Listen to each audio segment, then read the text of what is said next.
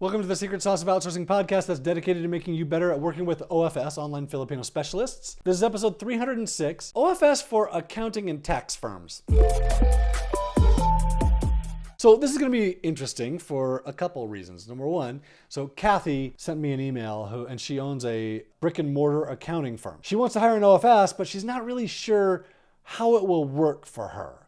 And so she sent me a bunch of questions. Now, before I got these questions, this is what makes this extra interesting. Before I saw this email, one of my OFS who checks my email had read it and responded to all the questions. She had written a draft email, which is how we do my email. She reads them and she writes draft emails and sets them in my inbox. And so when I got this email from Kathy, I was actually kind of like, oh, that's really painful and I don't want to respond to this. I hadn't seen the draft yet. Because I knew this is going to take me 10 minutes. And that 10 minutes, wow, like I don't have to do that, but I want to help. And then I saw the email from my OFS and it was as good or better than what I would have responded. And so I just sent it to Kathy. And actually I told Kathy, I said, hey, look, this was written by my OFS, but she gave you more than I would have because, Kathy sent me 7 questions here. So I'm just going to read what Kathy sent and what my OFS responded. So here we go. Number 1, I'm looking for an income tax preparer. I would like to know if they have access to dual monitors. If not, is there a possibility I could set them up with a system? My OFS responds, many OFS have multi-display setup. You can add it to your list of requirements in your job post. If not, I'm going to add to that. If they don't have a multi-monitor setup, it's not that hard to buy another monitor and buy whatever is needed to hook them up to 2 monitors. Kathy continues, what would that look like? How much would it cost in the Philippines? Julia says, while it's not that expensive, as low as $145, especially if they purchase a secondhand display, around $45, this still falls under the do not prepay your new OFS rule, which is my rule. Don't prepay for things. Don't buy a new monitor when you just hired someone. Wait until you trust them. Question number 2. When it's slow and not a lot of tax returns to do, like currently, what other tasks could I have them do? Julia says, you can have them help market your business for you, like writing blog posts, generating leads, or handling your social media. Yeah, I don't have a better answer than that. 3, I do need help cleaning up my inbox. Is that something I would ask a tax preparer / accountant to do for me, or is that beneath them? Julia says, it depends on the personality of the worker you hire. Most of my OFS don't mind it when I ask them to do small tasks for me. That's why we have a DISC personality test at Onlinejobs.ph. And I ask a lot of email questions when I hire someone.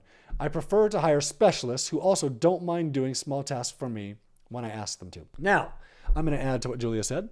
Beneath them is an interesting question. Is it beneath them to also do your email? Well, probably not. Most people in the Philippines are just going to be happy to have a job, and especially to have a well-paying job that's stable and long-term. If you're hiring someone to do tax preparation, well, that's very, very seasonal. And if you're trying to keep them employed long-term, they're going to be really, really happy with that. Kathy's question number 4. I don't think I would have enough work for them to do full time. I'm struggling to come up with tasks that would be in their best areas of work. Any suggestions? Julia says, focus on tasks you know how to do and teach. Gosh, what a good answer. This will help you get stuff off your plate immediately and give you control over the quality of the work they produce. So I'm going to add to this. It's shocking how much work there is to do. When I first hired someone, I didn't know if I could keep someone busy full time. Now I have 40 full-time people. There's so much to do that first person, as long as you're willing to teach them to do other things, keeping them busy full-time is just not that hard. It only took me a couple months before I hired my second person. And I see this super commonly. Question number 5, how long does it take to actually hire a VA from start to finish? Julia says, not long. With my 1 VAOA challenge, it shouldn't take more than a few hours from start to finish. She's right.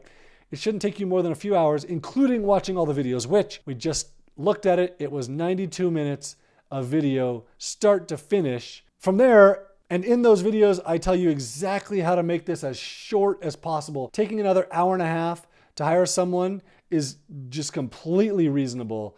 And plus, you're doing a bunch of the work as you watch the videos. It just shouldn't take you very long. As part of her question 6, she says, with a tax preparer, would I have them do a simple tax return? Julia says, yes. That's probably a pretty good test task when you're hiring someone. Question 7, what type of time difference is there between Eastern time and their time? She says, Philippine time is 12 hours ahead.